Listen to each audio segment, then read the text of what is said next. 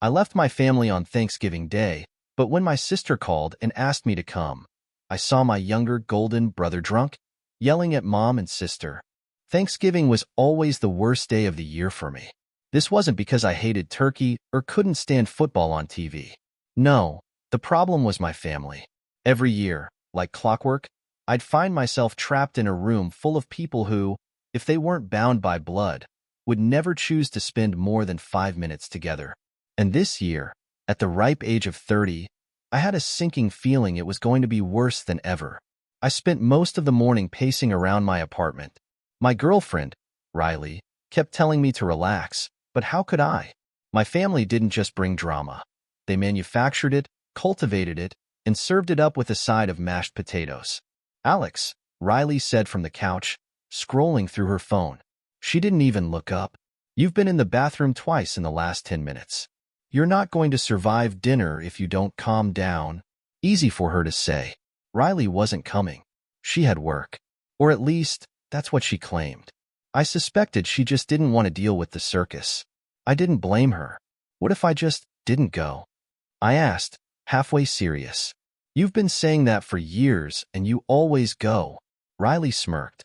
Besides, you can't leave Nora hanging. Nora was my younger sister, and the only reason I still bothered showing up to these dinners. If I didn't go, she'd be stuck dealing with our mom, stepdad, and Uncle Don all on her own. Nora deserved better than that. She always did. At 2 p.m., I finally forced myself out the door. The drive to my mom's house was uneventful, but my heart was pounding the whole way. I kept running through scenarios in my head, trying to predict what might go wrong this year. Would mom start drinking too early and bring up dad?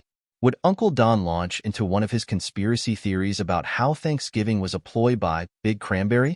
Would my stepdad, Gary, call me a failure again in front of everyone? By the time I pulled into the driveway, my stomach was in knots. The house looked the same as always. A modest two-story in a quiet suburb, with perfectly trimmed hedges and a flagpole out front. It was deceptively normal, like a trap designed to lull you into a false sense of security. I took a deep breath and walked up to the door, carrying the pumpkin pie I'd picked up from the bakery. No one in my family cooked dessert anymore, not after what happened 3 years ago. But that's a story for another time. The door swung open before I could even knock.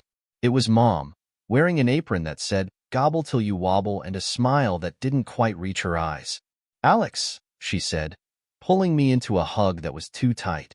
"You're late." "I'm 5 minutes early," I pointed out. "Exactly," she said, releasing me.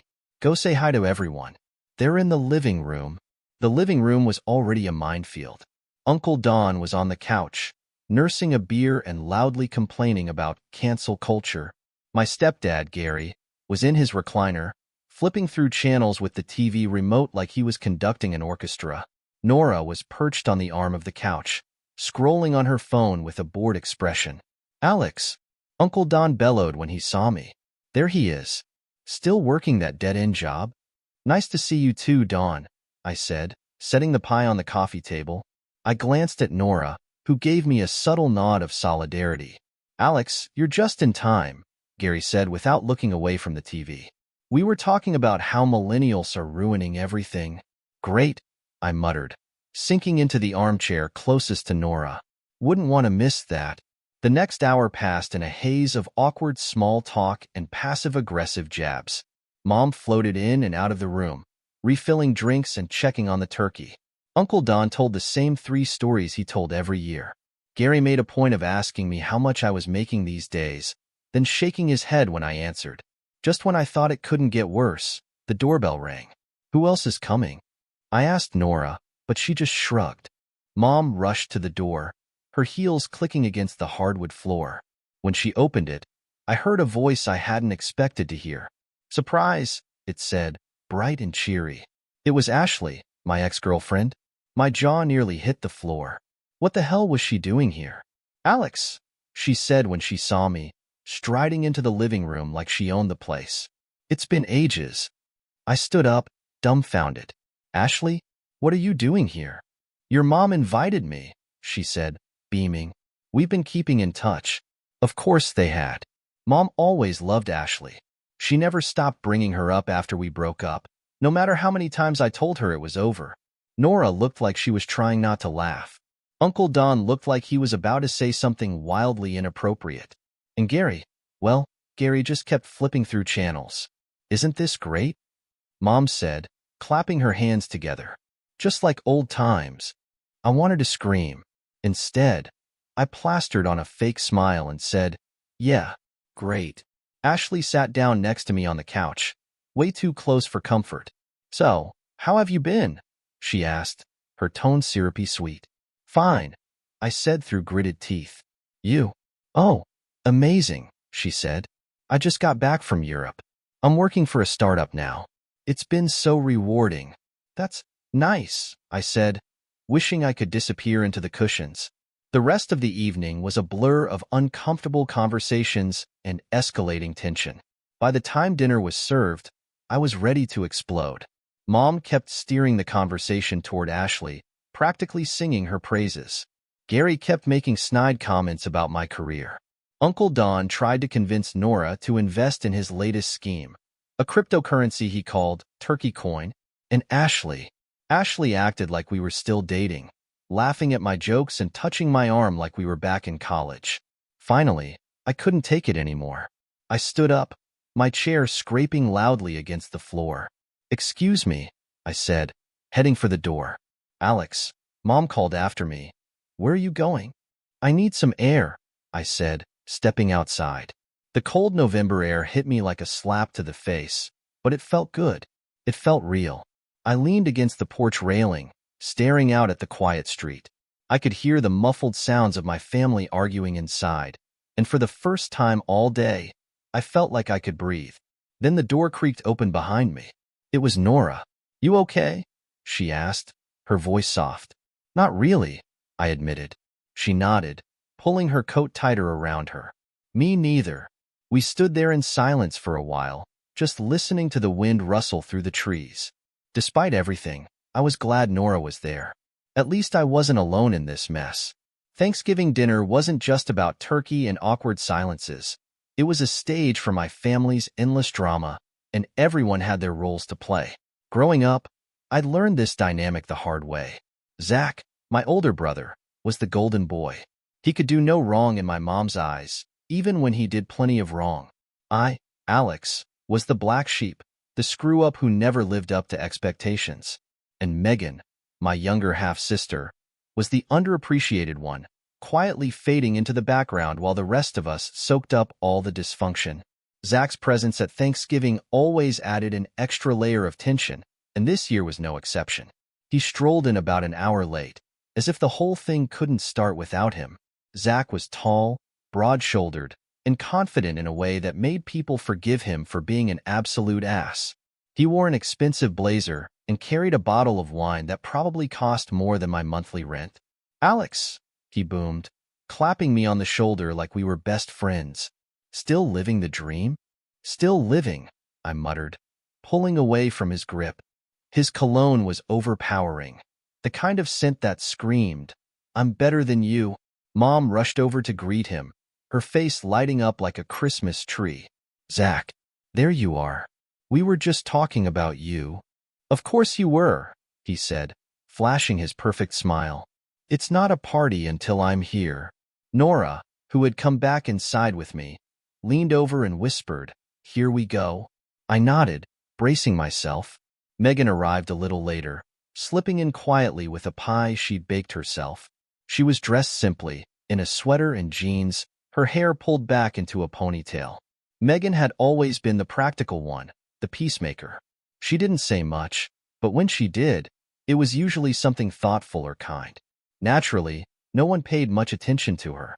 "Oh, Megan," Mom said when she finally noticed her. "You didn't have to bring anything. We have plenty of food." "I thought it might be nice," Megan said softly, setting the pie on the counter. "It's apple, your favorite."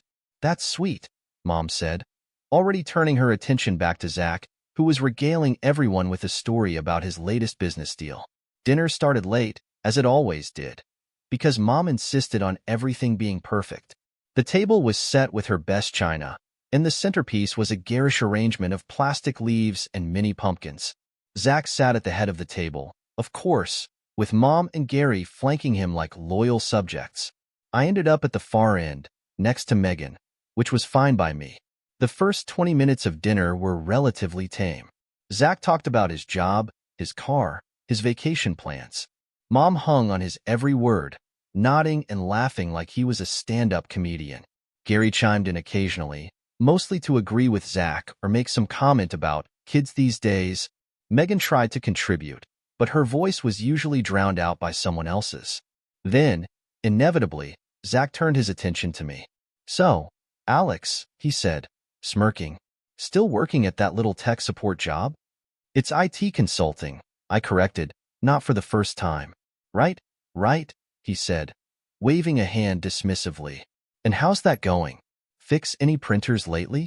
Nora shot me a sympathetic look, but I could feel the heat rising in my face. "It's going fine," I said tightly. "Thanks for asking." "Come on," Zach said, leaning back in his chair. "You've been doing that for what, 5 years? Don't you ever think about moving up? Doing something more ambitious?"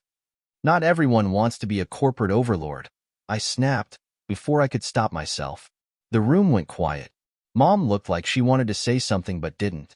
Gary chuckled under his breath. Zach just smiled, like he'd won some kind of game. "Well," he said, raising his glass, "here's to keeping things simple, I guess." I wanted to throw my drink in his face, but instead, I just clenched my jaw and stared at my plate. Megan, bless her, tried to steer the conversation to safer territory. "So, Mom," she said, "how's the garden doing? Did you get those tulips planted?" "Oh, it's been a disaster," Mom said, seizing the opportunity to talk about herself. "The soil is all wrong, and the squirrels keep digging things up." For a few minutes, things seemed to settle down. But then Uncle Don decided it was his turn to stir the pot. "You know," he said, looking at Zach, "I was reading this article the other day about how most CEOs are psychopaths. Makes you wonder, doesn't it?" Zach laughed, but it was a cold, humorless sound. "Thanks for the insight, Don. I'll keep that in mind." "Just saying," Don said, shrugging. "Power corrupts and all that." Mom tried to change the subject, but Zach wasn't done. "Speaking of corruption," he said, turning back to me, "remember that time Alex got caught cheating on his college exams?" I froze. That was over a decade ago, something I'd done in a moment of desperation and deeply regretted ever since. But Zach loved to bring it up, especially in front of an audience. "I thought we agreed not to talk about that," I said through gritted teeth. "Come on, it's a funny story," Zach said, grinning. "You should have seen his face when the professor caught him. Bright red, like a tomato." "That's enough, Zach," Megan said, her voice unusually firm. "What?" Zach said, feigning innocence. "It's not like I'm making it up. Just leave him alone," Megan said. "He's had to deal with enough crap from you over the years." The table went silent again. Zach stared at Megan, clearly not used to her standing up to him. "Well," he said after a moment, "looks like someone's grown a backbone." "Someone had to," Megan shot back. I looked at her, surprised and grateful. She didn't usually get involved in these fights, but when she did, she didn't hold back. The rest of dinner was a blur of tension and awkwardness. By the time dessert was served, I was counting the minutes until I could leave. But of course, the drama wasn't over yet. After dinner, while everyone was lounging in the living room, Zach cornered me in the kitchen. "You know," he said, leaning against the counter, "you really need to lighten up. I'm just trying to help you toughen up a little." "Toughen up?" I said, glaring at him. "You've been putting me down my entire life." "That's not helping, Zach. That's being a bully." He scoffed. "Oh, please. You're too sensitive, that's your problem." "No," I said, my voice steady. "My problem is you. You've always treated me like I'm beneath you, and I'm done with it." For the first time, Zach looked genuinely surprised. But before he could say anything, Megan walked in. "Everything okay in here?" she asked, her eyes darting between us. "Just peachy," I said, grabbing my coat. "I'm leaving." "Alex," Megan started, but I shook my head. "Thanks for standing up for me," I said. "But I can't do this anymore." As I walked out the door, I felt a strange mix of anger and relief. I didn't know what the future held, but I knew one thing for sure.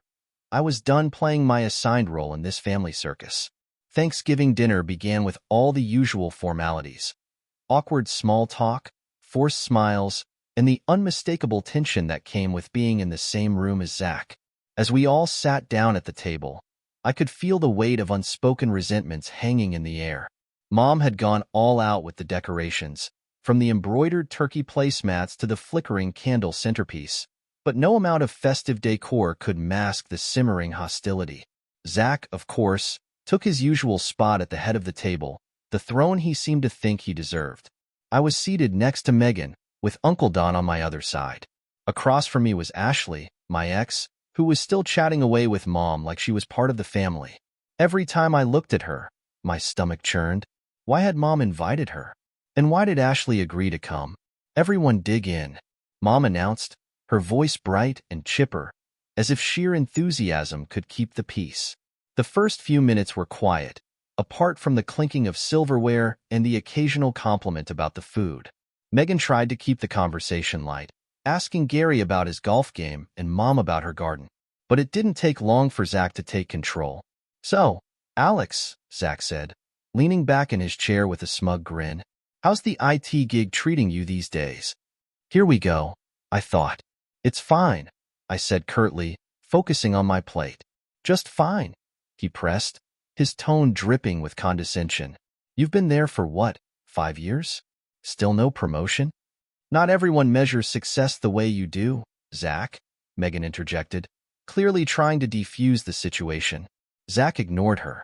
"It's just that I remember when you used to have all these big dreams. Remember that app you tried to launch? What was it called again?" I felt my face flush. "I don't want to talk about that."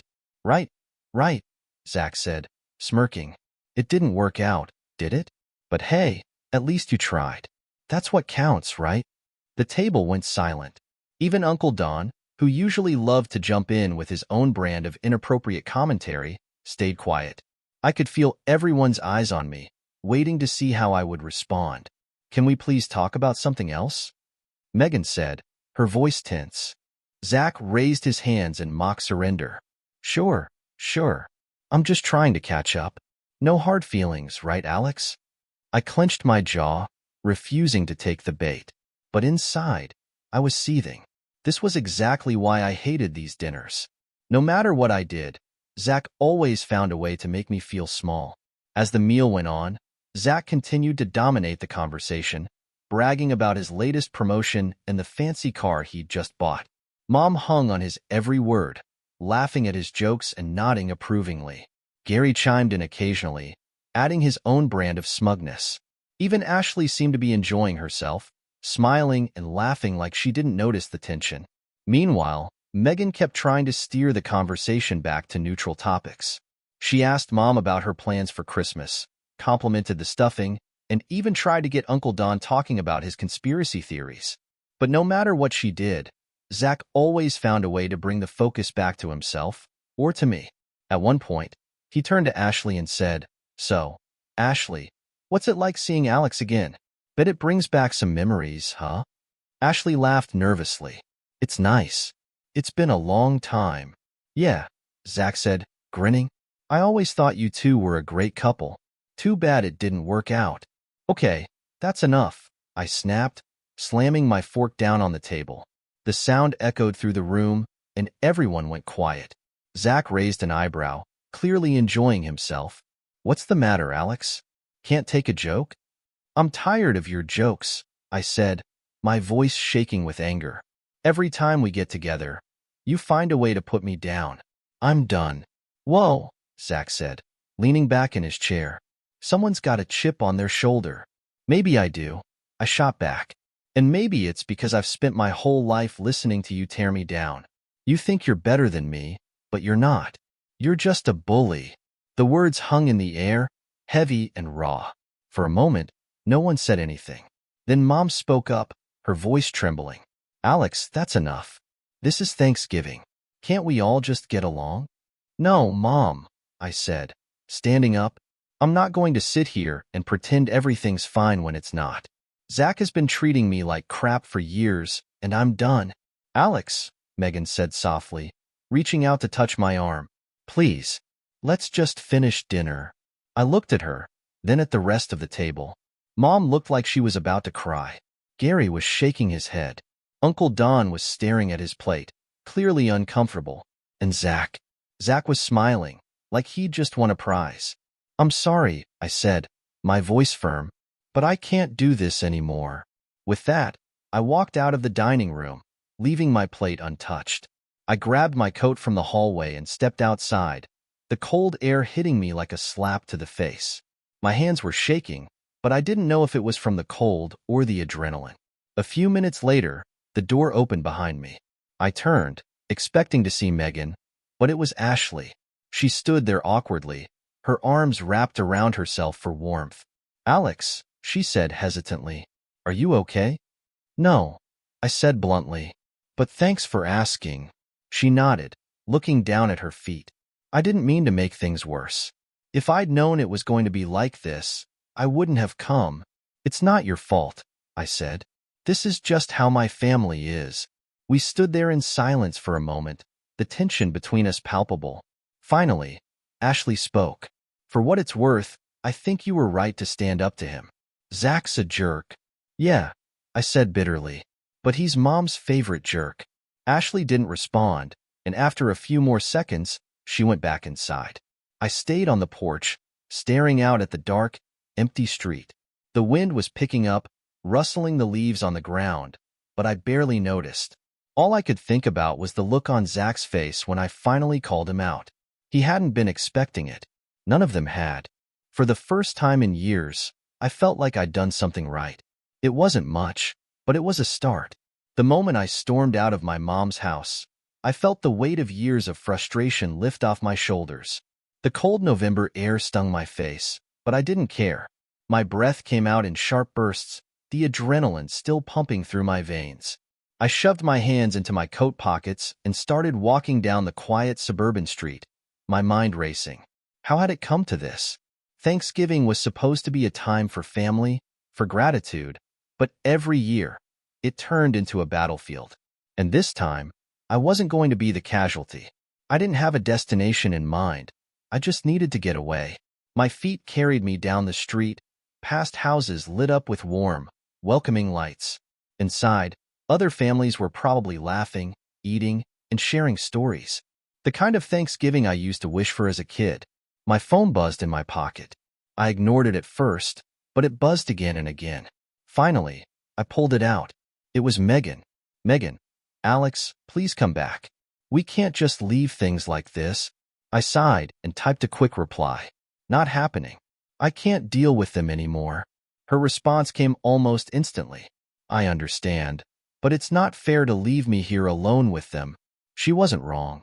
Megan had always been the quiet one, the peacemaker, and I'd left her in the crossfire. But I couldn't go back. Not after what Zach had said. Not after what I'd said. I kept walking, letting the rhythmic crunch of leaves under my feet drown out the noise in my head. My thoughts were a jumbled mess of anger, guilt, and something else, relief. For the first time in years, I'd stood up for myself. I'd said what I needed to say, even if it had blown up in my face. I ended up at a small park a few blocks away. The playground was empty, the swings swaying gently in the breeze. I sat down on a bench, my breath visible in the cold night air. My phone buzzed again, but this time it wasn't Megan. It was Riley. Hey, I said, answering reluctantly. Alex? What's going on? Megan texted me, Riley said, her voice full of concern. Of course she did, I muttered. What did she say? Just that you left dinner after a fight. Are you okay? No, not really, I admitted.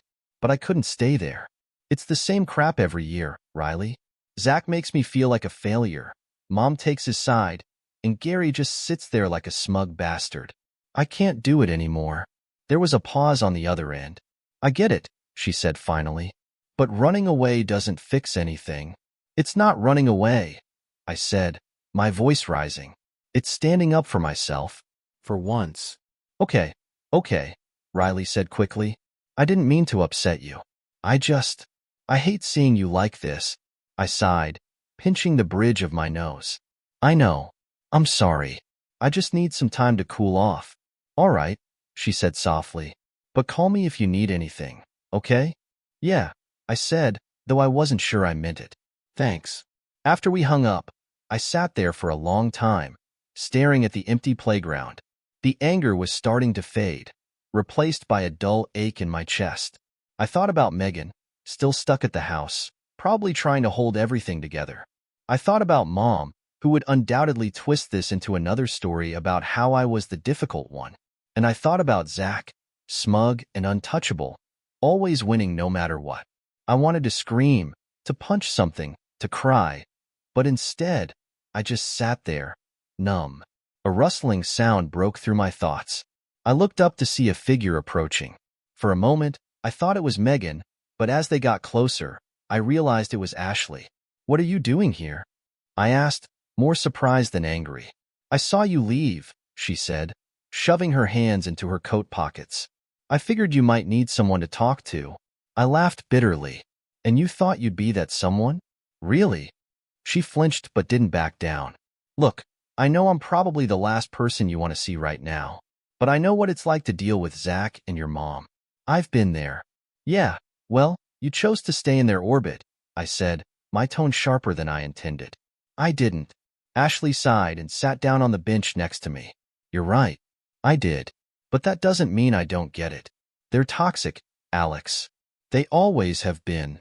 I didn't say anything. I wasn't sure I wanted to hear this from her. But at the same time, she wasn't wrong. You're not the only one who feels like this, she continued. Megan's miserable too. She just hides it better. Yeah, I know, I said quietly. But what am I supposed to do? Keep going back, pretending everything's fine? I can't. Not anymore. Ashley nodded, her breath visible in the cold air. Then don't. But don't let them win either. I frowned, looking at her. What do you mean? I mean, don't let them make you feel like you're the problem. You're not. They are. You've got your own life, Alex. Focus on that. Her words hit harder than I expected.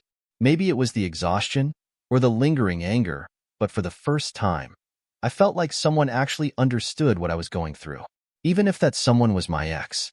Thanks, I said finally, for saying that. She smiled faintly. Don't mention it. Just take care of yourself, okay? With that, she stood up and walked away, leaving me alone with my thoughts. I stayed on that bench for what felt like hours, the cold seeping into my bones. Eventually, I forced myself to stand up and start walking. Not back to my mom's house, but to my car. I didn't know where I was going, but I knew one thing for sure. I wasn't going back. I was sitting in my car, parked at the edge of the park where Ashley had left me, when my phone buzzed with a message from Megan. It was short, but the words sent a chill down my spine. Alex, you need to come back. It's getting bad. I didn't know what she meant by bad, but I knew my sister. Megan didn't exaggerate. If she was asking for my help, it wasn't something I could ignore. My frustration with the family faded into the background as a sense of dread took over. I started the car, the engine sputtering to life, and headed back to the house. The streets were quiet, the kind of suburban stillness that always felt eerie. The drive took only a few minutes, but it felt like hours. My hands gripped the steering wheel tightly, my mind racing with possibilities. What could have happened? Was Mom okay? Had Zach gone too far? When I pulled into the driveway, the house looked the same as when I left, but the tension was palpable even from outside. The curtains in the living room were drawn, but I could see shadows moving behind them, erratic and chaotic. I took a deep breath and stepped out of the car, my heart pounding. The moment I opened the front door, I knew something was wrong. The smell of spilled wine and something burnt hit me first. Then I heard raised voices coming from the dining room. Zach's voice was loud, angry, and dominating, while Megan's was quieter but no less desperate. Zach, stop it. You're scaring her. Megan's voice carried through the house, shaking slightly. She needs to hear the truth. Zach shouted back, his words slurred. He'd been drinking. Of course, he had. I stepped into the dining room, and the scene before me made my blood boil. Zach was standing at the end of the table, his face red with anger, gesturing wildly. Megan was between him and Mom, who was sitting in her chair, her head in her hands. Uncle Don and Gary were nowhere to be seen. Cowards, both of them. What the hell is going on here? I demanded, my voice cutting through the chaos. Everyone turned to look at me. Zach sneered. Oh, look who decided to come back. Couldn't handle the heat earlier, huh? Zach, Megan said quickly, stepping toward me. Her face was pale, and her hands were trembling. Thank God you're here. He's out of control. I'm not out of control, Zach snapped, slamming his fist on the table. A half-empty wine glass toppled over, the red liquid spreading across the white tablecloth like blood. Zach, you need to calm down, I said, keeping my voice steady. You're scaring Megan. You're scaring Mom. Don't you dare tell me what to do, he shouted, pointing a finger at me. You don't get to act all high and mighty, Alex. You're the screw-up, remember? The black sheep.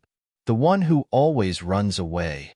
His words stung, but I refused to let him see it. I'm not running away, I said, stepping closer. I'm here because Megan asked me to come back. Because you're acting like a lunatic. Lunatic? Zach barked out a laugh, but there was no humor in it. You think I'm the problem? You're the problem, Alex. You always have been. You and your pathetic attempts to make everyone feel sorry for you. Enough. Megan shouted, her voice cracking. Both of you. This isn't about who's right or wrong. Zach, you're drunk, and you're scaring everyone. Just stop. Don't tell me what to do. Zach roared, turning on her. For a terrifying moment, it looked like he might actually hit her. I saw red. Before I even realized what I was doing, I stepped between them, shoving Zach backward. Get away from her, I yelled. Zach stumbled, but quickly regained his footing. His eyes narrowed, and his fists clenched. Big mistake, little brother. Before I could react, he lunged at me. His shoulders slammed into my chest, knocking me backward into the table. Plates and glasses clattered to the floor, shattering on impact. Pain shot through my back, but I pushed it aside, grabbing Zach's arms and shoving him away. Stop it, Megan screamed, trying to pull us apart. But Zach was relentless, swinging wildly at me. His fist connected with my jaw, and stars exploded in my vision. The taste of blood filled my mouth. Get off me, I shouted, shoving him again. This time, he lost his balance and fell to the floor, landing hard on his back. For a moment, everything was still. Zach lay on the floor, breathing heavily, his eyes full of rage. I stood over him, my fists clenched, ready for him to get back up. Megan was crying, her hands covering her face. Mom was frozen in her chair, her expression one of pure shock. Then Zach started laughing. It was a low, bitter sound that sent chills down my spine. You think you've won, Alex? He said, sitting up slowly. You think this changes anything? You'll always be a loser. I didn't respond. I didn't need to. Instead, I turned to Megan and held out my hand. We're leaving, I said firmly. She hesitated for a moment, then nodded, wiping her tears away. She took my hand, and together, we headed for the door. Alex, wait. Mom called after me, her voice trembling. Don't go like this. Please. I stopped in the doorway and turned to face her. I've put up with this for years, Mom. I'm done. You can keep pretending Zach's perfect and I'm the problem, but I'm not staying to watch it anymore. Without waiting for a response, I walked out, pulling Megan with me. The cold night air hit us like a slap, but it felt freeing. We didn't speak as we climbed into my car. I started the engine, and we drove away, leaving the chaos behind. Driving away from my mom's house that night, the silence between Megan and me was deafening. I kept glancing at her, sitting stiffly in the passenger seat, her arms crossed tightly over her chest. Her face was pale, her eyes still red from crying. The streetlights illuminated the road in patches, casting fleeting shadows that flickered across her face. You okay? I asked, breaking the silence. She didn't answer right away. Instead, she stared out the window, her gaze distant. Finally, she said, I don't know. I guess. I just didn't think it would ever get this bad. I gripped the steering wheel tighter. It's been bad for a long time, Megan. Tonight was just the tipping point. She nodded slowly, but her expression didn't change. We drove in silence for a while longer before she spoke again. Where are we going? I don't know, I admitted. I just needed to get away from there. We can figure it out as we go. She let out a shaky breath and leaned her head against the window. I don't think I can go back. Not after tonight. Her words hit me harder than I expected. I'd spent years wrestling with the idea of cutting ties with my family, but hearing Megan say it made it feel real. She had always been the glue holding things together, the one who kept trying even when things seemed hopeless. If she was ready to walk away, what did that say about the rest of us? I don't think I can either, I said quietly. The weight of the decision settled heavily on my chest, but at the same time, I felt a strange sense of relief, like a prisoner finally realizing the door to their cage was unlocked. We ended up at a diner on the edge of town, one of those 24-hour places with neon signs and vinyl booths. The smell of coffee and frying bacon greeted us as we walked in, and the few patrons inside barely glanced up. We slid into a booth near the back, and a tired-looking waitress came over to take our order. Megan got tea, and I got coffee. Neither of us was hungry, but I ordered a slice of pie anyway, just to have something to do with my hands. As soon as the waitress walked away, Megan leaned forward, resting her elbows on the table. "Alex," she said, her voice low, "what are we going to do?" I stared at the table, tracing the patterns in the faux wood grain with my eyes. "I don't know," I said honestly, "but I know I can't keep doing this. The fights, the insults, the constant feeling like I'm never good enough. It's not worth it." Megan nodded, her eyes glistening with unshed tears. "You're right. But it's not just Zach. It's Mom, too. She lets him get away with everything. She always has." "I know," I said bitterly. "And Gary? He just sits there, egging him on, pretending he's not part of the problem." Megan sighed, her shoulders slumping. "I spent so many years trying to make them happy, you know? Trying to be the good daughter, the one who didn't cause trouble. But no matter what I did, it was never enough." Her words hit close to home. I'd felt the same way for as long as I could remember. No matter how hard I tried, I was always the black sheep, the disappointment. Zach could do no wrong, and Megan was expected to pick up the slack. And me? I was just there, a convenient scapegoat for everyone's frustrations. "I think it's time," I said, meeting her eyes. "Time to walk away. For good." Megan hesitated, her fingers playing with the edge of her napkin. "Do you think that's even possible? Cutting ties completely?" "It has to be," I said firmly. "If we stay, it'll just keep happening. Zach won't change. Mom won't change. Gary definitely won't change. The only way we can move forward is if we let them go." She was quiet for a long moment, then nodded. "You're right. But it's going to be hard." "Yeah," I said, "but I think we'll be okay. We have each other." The waitress came back with our drinks and the pie, breaking the tension. We sat in relative silence after that, sipping our drinks and occasionally sharing a few words. The weight of our decision hung between us, heavy but somehow freeing at the same time. In the weeks that followed, Megan and I began the process of untangling ourselves from the family web. It wasn't easy. There were phone calls from Mom, pleading and guilt-tripping. Zach left a series of aggressive voicemails, accusing me of being a coward and a traitor.